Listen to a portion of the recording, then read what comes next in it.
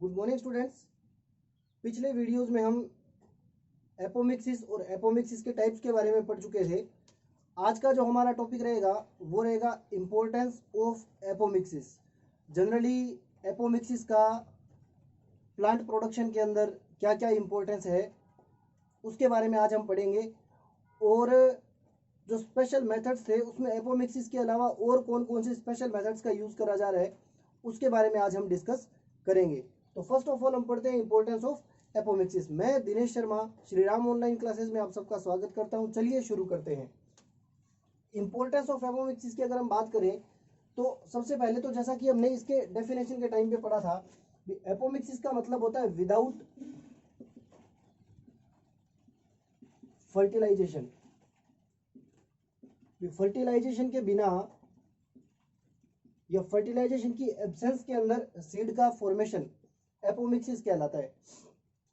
अब अगर हम इसकी बात करें तो जनरली जब फर्टिलाइजेशन नहीं हो रहा तो बेसिक सा फंडा है कि यहाँ मियोसिस भी नहीं होगा, मियोसिस भी नहीं होगा। क्लास 11th के अंदर आपने सेल डिवीजन पढ़ा है और सेल डिवीजन के अंदर जो मियोसिस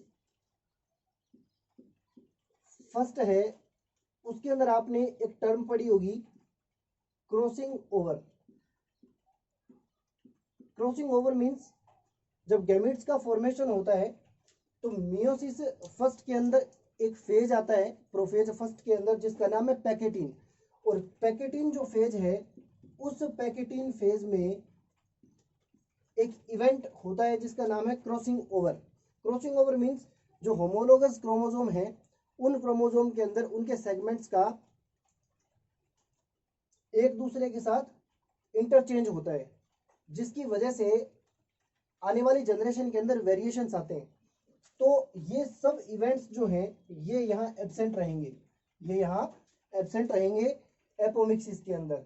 सो बनने वाला जो जनरेशन होगा वो जनरेशन बिना फर्टिलाइजेशन के, बिना मियोसिस के बनेगा। तो ये जो जनरेशन हमारे सामने आ रही है, इस जनरेशन के अंदर जो कैरेक्टर्स हैं वो सेम होंगे पेरेंटल प्लांट्स के।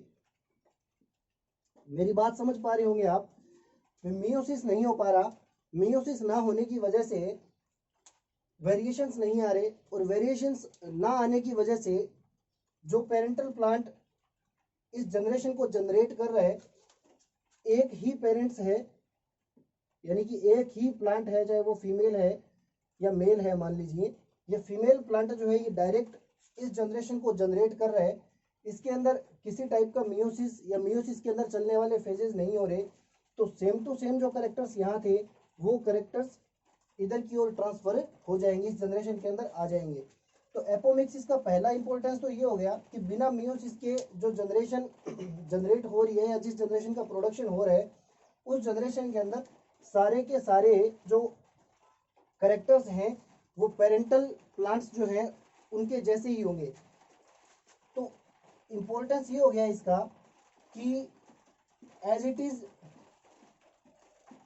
पेरेंटल जो प्लांट्स हैं उनके जैसे ही जनरेशन को तैयार करने के लिए, उनकी जैसी ही जनरेशन को प्रोड्यूस करने के लिए एपोमिक्सिस का यूज किया जाता है। मान लीजिए ये जो प्लांट्स थे इनके अंदर अच्छे अच्छे कैरेक्टर्स थे, इनकी रेजिस्टेंस पावर जो थी, डिजीज से लड़ने की जो कैपेसिटी थी वो बहुत अच्छी थी, इनका प्रोडक्शन रेट अच्छा था। तो हमें ये चाहिए कि हमें वापस से बिना कोई वेरिएशन के इसी की जनरेशन मिल जाए। तो हम क्या करेंगे, हम उसके अंदर एपोमिक्सिस को बढ़ावा देंगे ताकि आने वाली जो जनरेशन है उस जनरेशन के अंदर ये सेम टू सेम कैरेक्टर जो है प्रिजर्व होके रह सकें।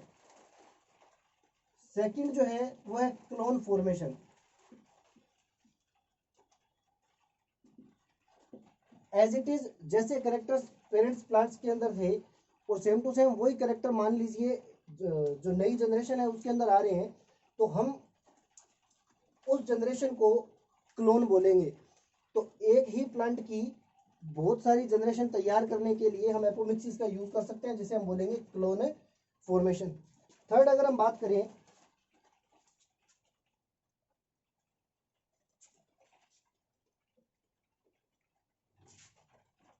नेक्स्ट अगर इंपॉर्टेंस की हम बात करें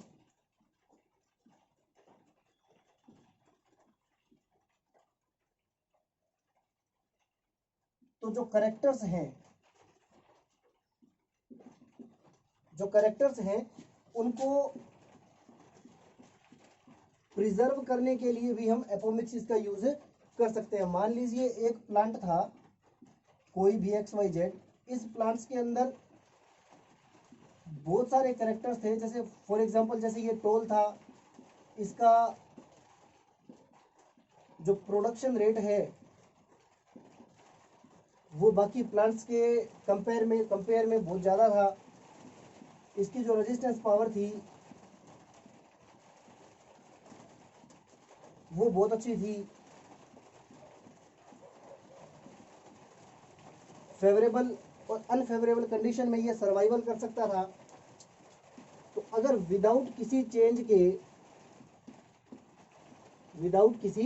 इन करेक्टर्स में विदाउट किसी चेंज के हमें सेम टू सेम जनरेशन चाहिए, हमें एक नया जेनेरा चाहिए और उसके अंदर सारे के सारे करेक्टर्स अगर सेम हो तो हम एपोमिक्सिस को यूज करेंगे। तो अलग अलग कैरेक्टर्स को प्रिजर्व करने के लिए भी, मान लीजिए ये सेम कैरेक्टर्स को हमें दूसरे जनरेशन के अंदर चाहिए, तो इसको प्रिजर्व करने के लिए भी हम किसका यूज करेंगे, एपोमिक्सिस का। फिर से वही बात, क्यों प्रिजर्व रहेंगे ये, क्योंकि वेरिएशन लाने के लिए जो सबसे इंपॉर्टेंट चीज होती है वो होती है मियोसिस, और मियोसिस के अंदर इवेंट होता है क्रॉसिंग ओवर।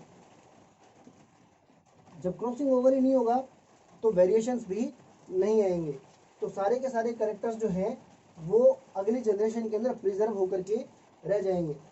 नेक्स्ट फोर्थ जो है, मान लीजिए कोई हाइब्रिड प्लांट है, मान लीजिए कोई हाइब्रिड प्लांट है,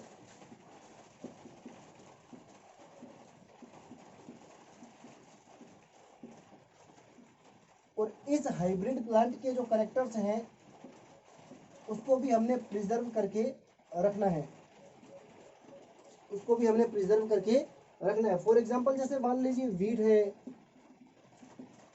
राइस है, मेज है, अलग अलग प्लांट्स हैं। मान लीजिए इनके कैरेक्टर्स को हमने, ये हाइब्रिड वैरायटीज हैं और हमें चाहिए कि बिना किसी वेरिएशन के ये जो हाइब्रिड कंटेंट है ये हमें आगे के जनरेशन के अंदर इसी तरह से मिलता रहे, तब भी हम यहाँ एपोमिक्सिस का ही यूज करेंगे। हम क्या करेंगे इसमें, हम यहाँ जो सेक्सुअल रिप्रोडक्शन है उसको रोकेंगे, मतलब कुछ ऐसे मेथड्स का यूज करेंगे जिससे इसके अंदर सेक्सुअल रिप्रोडक्शन ना हो पाए, और हम यहाँ यूज करेंगे एपोमिक्सिस का। अलग अलग केमिकल्स या किसी अलग तरह के मेथड की हेल्प से हम यहाँ सेक्सुअल रिप्रोडक्शन को रोक के एपोमिक्सिस को यूज करेंगे। और जब एपोमिक्सिस होगा तो वापस से वही सिस्टम जो मैंने आपको पहले बताया था कि मियोसिस नहीं होगा, इन हाइब्रिड प्लांट्स के अंदर मियोसिस नहीं होगा, वेरिएशंस नहीं आएंगे। तो एज इट इज ये जो हाइब्रिड वैरायटी है ये काफ़ी लंबे टाइम तक हमारे पास बन के रह सकती है। तो ये कुछ एक इम्पोर्टेंस थे जो हम एपोमिक्सिस के अंदर, जो एपोमिक्सिस के थ्रू हमें मिलते हैं। नेक्स्ट हम बात करेंगे एगेमोस्पर्मी की। सेकंड जो हमारा टॉपिक था स्पेशल मेथड्स का वो था एगेमोस्पर्मी।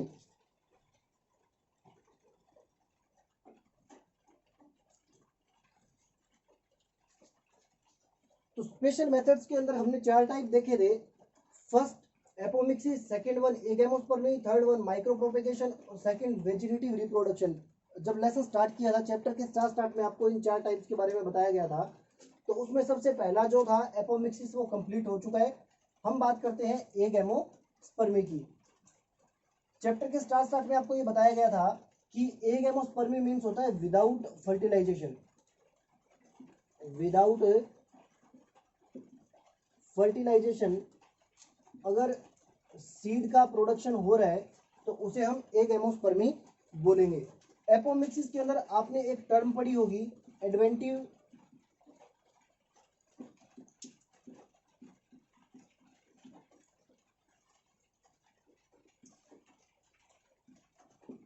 एम्ब्रियोनी। एडवेंटिव एम्ब्रियोनी, ये एडवेंटिव एम्ब्रियोनी जो है वो एगैमोस्पर्मी का ही एक एग्जांपल है। पीछे की क्लास में हम इसको बहुत ही अच्छे तरीके से स्टडी कर चुके हैं, लेकिन एक बार मैं फिर से इसको रिपीट कर देता हूँ, रिवाइज कर देता हूँ। एगैमोस्पर्मी मीन्स नॉर्मली सीड का प्रोडक्शन जो है वो होता है सेक्सुअल रिप्रोडक्शन से, सेक्सुअल रिप्रोडक्शन से। लेकिन यहां क्या होगा, जो एम्ब्रियो सैक है या तो एम्ब्रियो सैक की किसी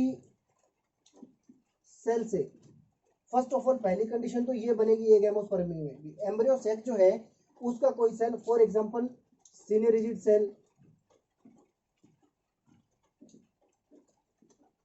एग सेल या एंटीपोडल सेल, ये तीन टाइप के सेल हमने देखे थे। या तो ये सेल एम्ब्रियो का फॉर्मेशन करेंगे विदाउट फर्टिलाइजेशन, या मान लीजिए एम्ब्रियो सेक के बाहर की तरफ, आउटर साइड के अंदर मान लीजिए कोई डिप्लॉइड सेल मिल रहे हैं, फॉर एग्जांपल जैसे न्यूसेलस या इंटेग्यूमेंट्स, ये फॉर्मेशन कर रहे हैं एम्ब्रियो का, ये दोनों सेल्स फॉर्मेशन कर रहे हैं एम्ब्रियो का। तो इस टाइप का जो एम्ब्रियो फॉर्मेशन है उसको हम बोलते हैं, ये वाला जो एम्ब्रियो फॉर्मेशन है, इस एम्ब्रियो फॉर्मेशन को हम बोलते हैं एडवेंटिव एम्ब्रियोनी। एम्ब्रियो सैक के अलावा अगर कोई सेल, एम्ब्रियो सैक की सेल्स के अलावा अगर कोई सेल जो है एम्ब्रियो का फॉर्मेशन कर रही है, तो उस टाइप की एम्ब्रियो फॉर्मेशन प्रोसेस को हम बोलते हैं एडवेंटिव एम्ब्रियोनी।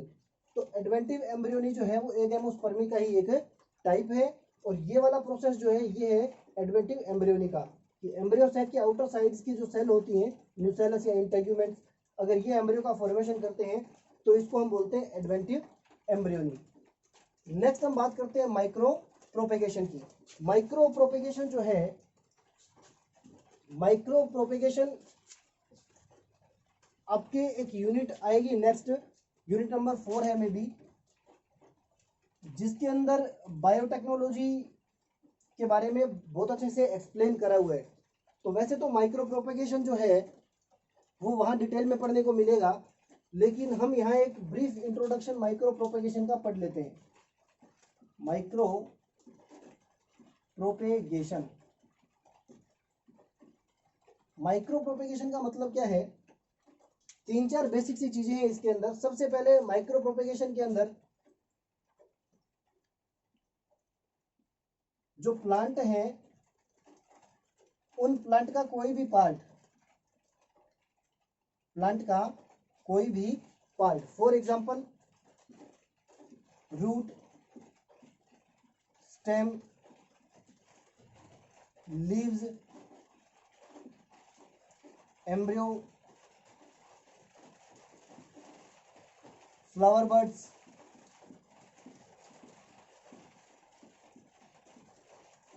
फ्लावर बड्स, तो ये सब जो चीजें हैं इन सब को यूज करते हुए एक आर्टिफिशियल मीडियम में, एक आर्टिफिशियल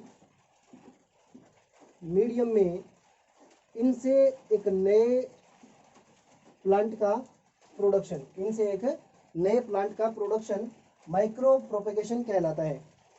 आप समझ पा रहे होंगे, नेचुरली क्या होता है, हम ये करते हैं कि हम रूट, स्टेम या लीव का कोई पार्ट लेकर के इसको हम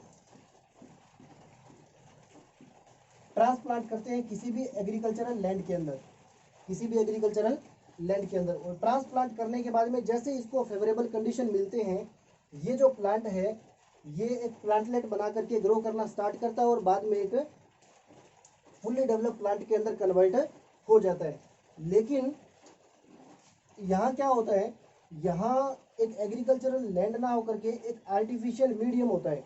आर्टिफिशियल मीडियम मीन्स एक टेस्ट ट्यूब के अंदर या एक पोट के अंदर वो सब कंडीशन क्रिएट करे जाते हैं जो एक प्लांट की ग्रोथ के लिए नेसेसरी होते हैं, तो उस मीडियम को बोला जाता है आर्टिफिशियल मीडियम। और उस आर्टिफिशियल मीडियम के अंदर ये सेल्स, ये जो सिस्टम्स हैं, ये जो ऑर्गन्स हैं, ये ग्रो करके एक नए प्लांट का फॉर्मेशन करते हैं। चलिए इसको थोड़ा ब्रीफली पढ़ लेते हैं कि भी क्या क्या सिस्टम इसके अंदर देखने को मिलता है। देख लेते हैं, इसे देख लेते हैं, डिस्कस कर लेते हैं इसको। माइक्रो प्रोपेगेशन में सबसे पहले क्या किया जाएगा, मान लीजिए रूट है, स्टेम है, लीव्स हैं, फ्लावर बड्स हैं, रूट या स्टेम का एपिकल मेरिस्टेम है,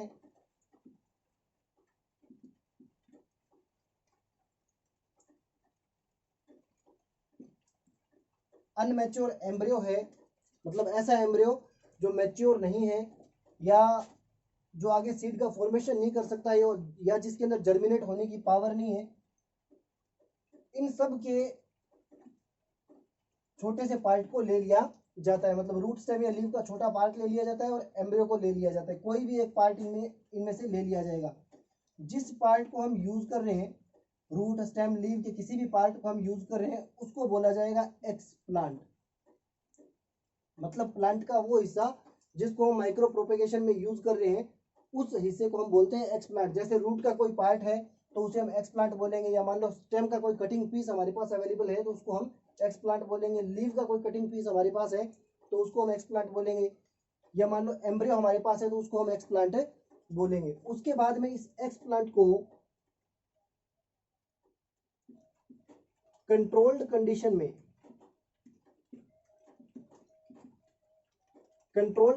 में कल्चर मीडिया में ट्रांसफर करा जाएगा। कल्चर मीडिया मीन्स एक पोर्ट के अंदर, एक टेस्ट ट्यूब के अंदर वो सब चीजें जो प्लांट को ग्रो करने के लिए नेसेसरी होती हैं। For example energy sources,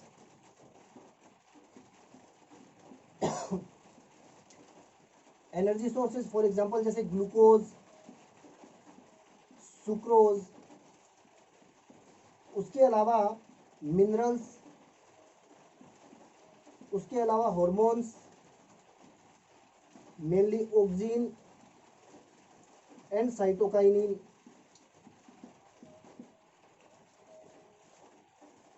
hormones, minerals, energy sources, और उसके अलावा एक मीडियम, एक जेल होता है जिसका नाम है एगार जेल, जो कि रेड एल्गी से हमें मिलता है। इन सब चीज़ों को हम बायोटेक्नोलॉजी के अंदर डिस्कस करेंगे डिटेल से। तो ये सब चीज़ों को मिक्स करके इस पोर्ट के अंदर ट्रांसफर करा जाता है और इसको बोला जाता है कल्चर मीडिया। इस पूरे मटेरियल को कल्चर मीडिया बोला जाता है। इस पार्ट को इस कल्चर मीडिया के अंदर ट्रांसफर करने के बाद में कुछ दिनों के लिए इसे यहाँ प्रिजर्व कंडीशन के अंदर रख दिया जाता है। अब ये जो कल्चर मीडिया है, इसको यूज करते हुए प्लांट के ये जो छोटे छोटे पीसेज हैं, इनके अंदर डिवीजन स्टार्ट हो जाएगा। और डिवीजन स्टार्ट होने के बाद में ये एक ट्यूमर लाइक स्ट्रक्चर का फॉर्मेशन करेंगे जिसे हम बोलेंगे कैलस। एक ट्यूमर लाइक स्ट्रक्चर, एक अनडिफरेंशिएटेड सेल्स का ग्रुप, जिसके अंदर हम ये पता नहीं कर सकते भी कौन सा पार्ट किस ऑर्गन को डेवलप करेगा। तो एक ट्यूमर लाइक स्ट्रक्चर का फॉर्मेशन हो जाता है जिसे हम कैलस बोलते हैं। और ये जो कैलस है, ये कुछ टाइम के बाद में एक छोटे से प्लांटलेट का फॉर्मेशन करेगा, मतलब एक छोटे से प्लांटलेट का फॉर्मेशन कर देगा। फेवरेबल कंडीशन के अंदर हम इस प्लांटलेट को एग्रीकल्चरल लैंड के अंदर ट्रांसफर कर देंगे, जहां ये एक नए प्लांट का फॉर्मेशन करेगा। बहुत सारे प्लांट्स हैं जैसे ऑर्किड्स हैं, इन सब को इस मेथड्स के जरिए इनका प्रोडक्शन लिया जाता है। तो माइक्रो प्रोपेगेशन का डिटेल बायोटेक्नोलॉजी के अंदर दे रखा है। यहाँ बहुत ही ब्रीफ में इसको समझाया गया है कि प्लांट के किसी भी पार्ट को लेकर के हम उसे कल्चर मीडिया में ट्रांसफर करते हैं और कल्चर मीडिया में यहाँ इसे डिवीजन के लिए इंडक्शन दिया जाता है, डिवीजन करने के लिए इसको इंस्पिरेट किया जाता है। डिवीजन होने के बाद में ये ट्यूमर लाइक स्ट्रक्चर का फॉर्मेशन करता है जिसे हम कैलस बोलते हैं। और ये जो कैलस है ये आगे चल करके डिवीजन करके एक प्लांटलेट का फॉर्मेशन करता है जिसके अंदर रूट और शूट का फॉर्मेशन हो जाता है। और फेवरेबल कंडीशन के अंदर हम इस पार्ट को, इस छोटे से प्लांटलेट को एग्रीकल्चरल लैंड के अंदर ट्रांसफर करते हैं जहाँ ये एक फुली डेवलप प्लांट के अंदर कन्वर्ट हो जाता है। तो बहुत सारे प्लांट्स हैं जिनको इस प्रोसेस के थ्रू प्रोडक्शन लिया जा सकता है, जिनको इस प्रोसेस के थ्रू बनाया जा सकता है। नेक्स्ट जो था हमारा टॉपिक वेजिटेटिव प्रोपेगेशन, उसको हम चैप्टर नंबर 1 के अंदर पढ़ चुके हैं। एक टॉपिक और है इस चैप्टर के अंदर जो है पॉली एम्ब्रियोनी को हम डिस्कस करेंगे अगली क्लास के अंदर। Thank you.